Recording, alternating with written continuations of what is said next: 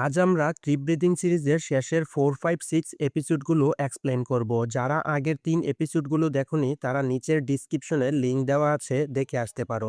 চতুর্থ এপিসোড শুরু হয়, দেখা যায় লিপ কাল রাতের বৃষ্টির পর যখন ঘুম থেকে ওঠে তখন সে প্রথমে কিছু খেয়ে নেয়, যেন সফরে খাবারের অভাব না থাকে। কিন্তু যাওয়ার প্রথমে তার মনে পড়ে তার তো রাস্তাটাই জানা নেই, এতে তো সে এদিক ওদিক হারিয়ে যাবে। তখন তার ছোটবেলার একটা কথা মনে পড়ে, যখন তার মা প্রচণ্ড স্পিডে গাড়ি চালিয়ে তাকে স্কুলে দিয়ে আসতে যায়। সেদিন তাকে স্কুলে একটা জিনিস শেখানো হয় যে কিভাবে একটা আয়রন স্টিক দিয়ে কম্পাস বানানো হয়। লিপ সেটাকে রিভাইজ করে। তারপর লিপ তার ব্যাগে একটা পিন খুঁজতে থাকে, যেটা সে পেয়েও যায়, কিন্তু সেটা কাজ করছে না, কারণ সেটা হচ্ছে একটা সাধারণ পিন। তার সেই পিনের মধ্যে ম্যাগনেটিক শক্তি প্রয়োগ করতে হবে, তাহলে সেটা পানির মধ্যে মুভ করবে। সেখানে সে কিছু ম্যাগনেটিক খোঁজা শুরু করে দেয়। তখন তার জনের ঘড়িটার কথা মনে পড়ে। হয়তো ঘড়িটার ভিতর কোনো ধরনের ম্যাগনেটিক আছে। সে সোজা জনের বডির কাছে গিয়ে ঘড়িটা নিয়ে নেয়। তারপর সে ঘড়িটা খুলে ফেলে। ভাগ্যবশত সে সেখানে ম্যাগনেট পেয়ে যায়। লিভ সেই পিনটাকে ম্যাগনেটের উপর ঘষে, তারপর সে আবার চেষ্টা করে। এতে অবশেষে পিনটা কম্পাসের মতো কাজ করতে থাকে। সে যাওয়ার আগে একটা গাছের টুকরোতে লিখে দেয়, লিভ ওয়াজ হেয়ার। যদি কেউ তাকে খুঁজতে বাই চান্স এখানে এসে যায়, তাহলে তারা বুঝতে পারবে সে এখানে ছিল।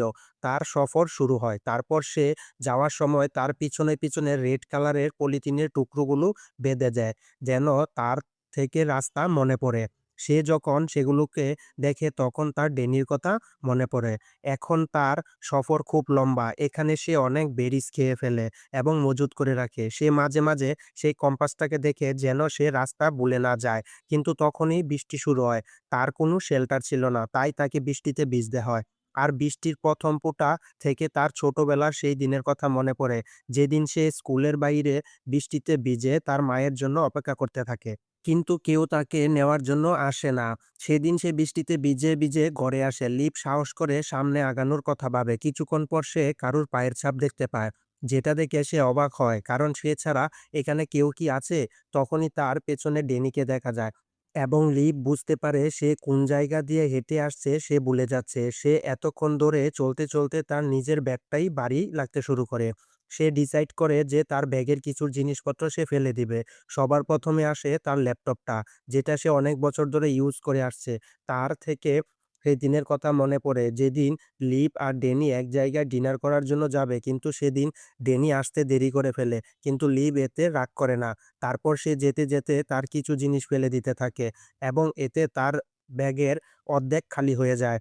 সে তার মোবাইলটাকেও ফেলে দিতে চায়, কিন্তু সে ফেলে দেওয়ার আগে মোবাইলে তার মায়ের সাথে কথা বলার অভিনয় করতে থাকে, যে তার বাবা তাকে কখনো তার মায়ের পোস্ট কার্ডগুলো দেয়নি এবং সে মা হতে যাচ্ছে। তারপর সে তার ফোনটাকেও সেখানে রেখে চলে যায়। চলার সময় মনে পড়ে একবার সে কম্পাসটাকে চেক করুক, সে কি আসলে ঠিক পথে হাঁটছে।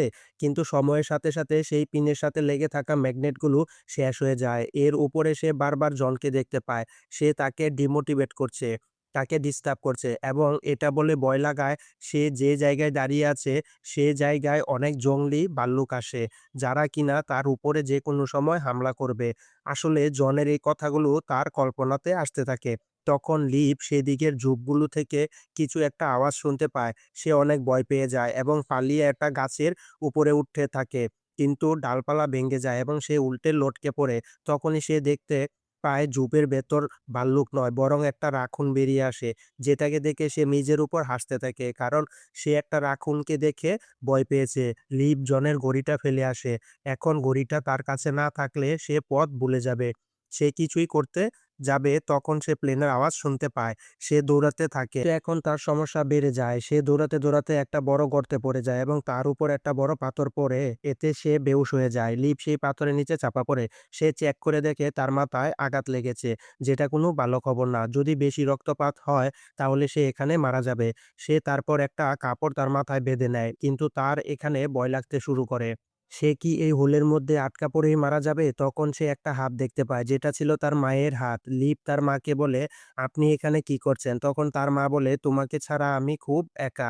আর আমার কাছে আসতে আর কতদিন লাগবে?" এখানে তার প্রচুর ক্ষুধা লাগা শুরু করে। সেজন্য সে হ্যালোসিনেট হয়ে দেখে। সে তার অফিসে। সে তার অতীতের স্মৃতিগুলোর সাথে এখনকার সিচুয়েশন এর সাথে মিক্স করে ফেলে। দেখা যায় লিভ অফিসের টেবিলের নিচে লুকিয়ে আছে। সেখানে ড্যানি বলে, "তুমি এখানে কেন লুকিয়ে আছো?" কিন্তু লিভ বেশি ভয় পেয়ে থাকে। সে অফিসে কিছু খাবার খুঁজতে থাকে, কিন্তু সে অফিসে শুধু সেই চকলেটগুলো দেখতে পায় যেটাকে প্রথমে একটা ভাল্লুক খেয়ে ফেলেছিল। সে পানি খুঁজে, কিন্তু সেটাও সে কোথাও পায় না। সেখানে লিভ তার মাকে দেখে, যে কিনা লাল জামা পরে আছে। এই লাল জামা পরে তার মা ঘর থেকে চলে গিয়েছিল। সে কতক্ষণ নিজের মাকে দেখে, আবার কতক্ষণ তার বাবাকে। সে একটা টুথপেস্ট পায়, সেটা সে ক্ষুধায় খেয়ে ফেলে। তারপর সে দেখে তার ছোটবেলার তার বাবার সাথে ঝগড়ার দৃশ্য। তখন সিন বর্তমানে আসে। পর লিভ আশেপাশে কিছু খুঁজতে থাকে, যেন সে পাথরটার কিছু অংশ ভেঙে সেখান থেকে বেরিয়ে যেতে পারে।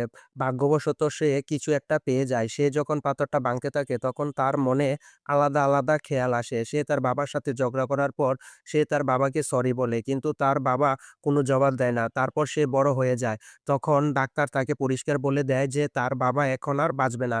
তারপর সে তার বাবা এবং ড্যানির দৃশ্য দেখতে পায়। সেখানে সে ড্যানির সাথে ঝগড়া করার ফলে সে কোর্টে আসে।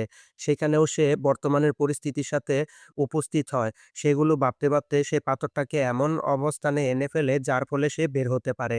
কিন্তু এখানে তার মা আটকায় বাইরে না যাওয়ার জন্য, এবং তার হাতে নেশা করার ট্যাবলেটগুলো ধরিয়ে দেয়, যেন সেগুলো খেয়ে সে এবং তার বাচ্চা মারা যায়। কিন্তু লিভ তার উপর চিল্লায় যে, "আমি আপনার মতো না যে বিপদ রেখে চলে যাবো।" সে ট্যাবলেটগুলোকে ফেলে দেয়। তখন সে গর্তের একদিকে আলো দেখতে পায়। সে আলোটা ধরে উপরে উঠার চেষ্টা করে। ছোট চিপা রাস্তা দিয়ে কষ্ট করে বের হওয়ার জন্য চেষ্টা করে।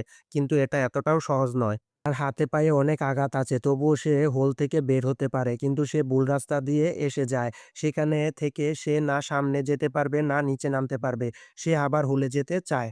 সে ফিরে যাওয়ার জন্য মোড় নেয়, কিন্তু তখনই সেখানকার পাথরগুলো পড়ে যায় এবং লিভ সোজা নিচে পড়ে যায়। তার ভাগ্য ভালো যে সে নিচে পড়ার সময় সে অনেক গাছের ডালপালা এবং ঝোপের উপর পড়ে। যার কারণে সে মারা তো যায়নি, কিন্তু প্রচুর আঘাত পেয়েছে। যার কারণে সে উঠতে পারছে না। সে তার পেটেও ব্যথা পায়। পরে সে যখন তার পা নাড়াতে থাকে, তখন সে বুঝতে পারে যে তার হাড্ডি ভেঙে গেছে। যার কারণে তার থেকে প্রচুর সমস্যা হয়। সেজন্য সে রাগে সেখানে চিল্লাতে থাকে, কিন্তু তার সমস্যা এখনো কমে না। কারণ সে যখন তার ব্যাগ খুঁজে, তখন সে বুঝতে পারে তার ব্যাগটা উপরেই রয়ে গেছে। এখন ব্যাগ ছাড়া সামনে যাওয়া তার অনেক সমস্যায় পড়তে হবে। আগে ভালোভাবে দাঁড়াতে হবে। যার কারণে সে ১ম এ লাঠির সাহায্য নেয়। কিন্তু এটা এতটা সহজ নয়। সে অনেক কষ্ট করে দাঁড়ায়, কিন্তু পা সামনে যায় না। তখন লিভ তার বাবার একটা কথা মনে পড়ে। তার বাবা বলে, "হোমওয়ার্ক ধীরে, ধীরে করলে মনে থাকবে।" তখন লিবু তার পাগুলো ধীরে, ধীরে সামনে বাড়ায়, কিন্তু তার কম্পাসটা তো ব্যাগের মধ্যেই রয়ে গেছে। এখন পথ বোঝার জন্য তার থেকে কিছু একটা ভাবতে হবে। তখন তার ছোটবেলার স্কুলের ম্যাডামের একটা কথা মনে পড়ে। ম্যাডাম বলে, "পশ্চিম দিক দিয়ে সূর্য ডুবে।" লিভ এই জিনিসটা দেখে পশ্চিম দিকেই যেতে থাকে। কিন্তু তার এখন যে অবস্থা, তার সামনে যাওয়া অনেক কষ্টকর হচ্ছে। কিছুক্ষণ পর অন্ধকার নেমে যায়। সে একটা গাছের পাশে শুয়ে পড়ে। কিন্তু যখন মধ্যরাতে তার চোখ খুলে, তখন সে আকাশে সুন্দর আলো দেখতে পায়, যেটা তার খুব ভালো লাগে। সেখানে সে আরো উপরে গিয়ে সেগুলোকে দেখতে থাকে। আর সে তার অতীতের সেই কথাগুলো মনে করতে থাকে। এগুলো সে এই সফরে অনেক মিস করছে। যেমন তার বাবার শেষ মুহূর্ত। সেসব কথাগুলোকে ভাবতে, ভাবতে সকাল হয়। আজ তাকে আবার তার সফর শুরু করতে হবে। কিন্তু হার ভাঙার জন্য সে উঠতে পারে না। কষ্ট করে উঠতে পারলেও ভালোভাবে হাঁটতে পারছিল না। তখন সে ড্যানিকে নিজের সাথে দেখে। সে লিভকে মোটিভেট করছে। এখানে একমাত্র সেই ছিল যে লিভকে সবসময় মোটিভেট করে। লিভ তাকে বলে সে ভয় পাচ্ছে, হতে পারে সে এখানে মারা যাবে। কিন্তু ড্যানি তাকে সাহস যোগায় এবং বলে, "এমন কেন ভাবছো? তুমি একটা সাহসী মেয়ে। তোমার এখান থেকে বের হতেই হবে।" ওইদিকে লিভের অনেক অপরাধবোধ হতে থাকে, কারণ সে ড্যানির বাচ্চার ব্যাপারে বলেনি। কিন্তু আজ সে বলে দেয়। এটা শুনে ড্যানি বলে, "আচ্ছা, এটা তো অনেক ভালো খবর। আমরা তার ভালো নাম দেখে রাখবো। কিন্তু আগে তো তুমি এখান থেকে কোনো সেফ জায়গায় পৌঁছে যাও।" তখনই বৃষ্টি শুরু হয় এবং ড্যানি গায়েব হয়ে যায়। কারণ সেটা তো শুধু লিভের কল্পনা। প্রচুর বৃষ্টিতে সে শুয়ে পড়ে এবং মুখ খুলে বৃষ্টির পানিগুলো খেতে শুরু করে। তখনই সে আবার তার অতীতে চলে যায়। সেখানে তার বাবাকে সে বলে, "আপনি কেন মায়ের ঠিকানাগুলো আমার থেকে লুকিয়েছেন?" তার বাবা বলে, "এই মহিলাটা জানতো আমরা কোথায় আছি। কিন্তু সে কোনোদিন আমাদেরকে দেখার জন্য আসেনি। সে খুবই স্বার্থপর মহিলা। সেজন্য আমি চাই তার ছায়া যেন তোমার উপরে কোনোদিন না পড়ে।" তখনই বৃষ্টি থেমে যায় এবং সে আবারও চলা শুরু করে। তখনই তার বাবার শেষ মুহূর্ত তার থেকে মনে পড়ে। যখন তার বাবা বলে যে সে মরতে চায় না।